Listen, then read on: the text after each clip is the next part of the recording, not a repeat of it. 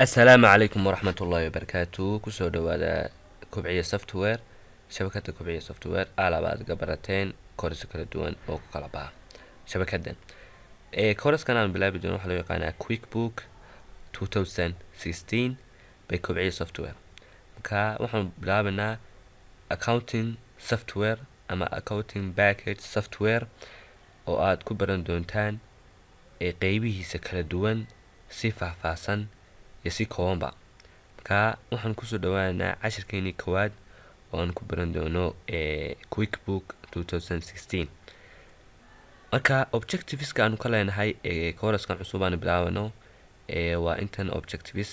waa 6 objectives aanu ku baran doono insha Allah objectives ka koowaad hadaanu u gudubno waa in aanu introduction to the accounting maadaama uu software-kan yahay accounting waxaan rabnaa inaanu accounting-ka introduction aanu ka bixino waxyaalaha basic ah in yaro kooban oo aan faahfaahsanayn qodobka labaad wuxuu noqonayaa introduction to the quick book isagana inaan introduction ka bixino kabacdi aan u gudubno qaybihii kala duwanaa ee business-ka lagu xisaabinayay haddii noqoto merchandise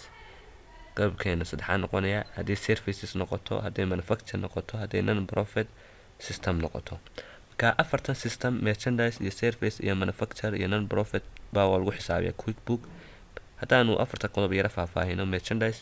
waa business-ka alaabaha dib u iibiya alaabuhu soo iibsanaya dib u iibinaya services waad garanaysaa kuwa adeegyada bixiya manufacture waa kuwan alaabaha soo saara alaabaha la iibinayo kuwa soo saara sida SPA-da oo kale non profit-ka waxaa loo yaqaanaa waxyaalaha oo kale waxyaalahan kuwa non profit-ka objectives-keedu ahayn inay profit ka raadiyaan marka objectives-kaas oo dhan waxaan ku baran doonaa course-keenan cusub iyagoo casharo ka kooban oo si fiican lagu dhigayo buu ka bixi doonaa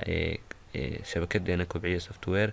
kusoo dhawaada ha moogaanin inaad la socotaan casharadan kala duwan oo aad faafisaan asxaabtiina iyo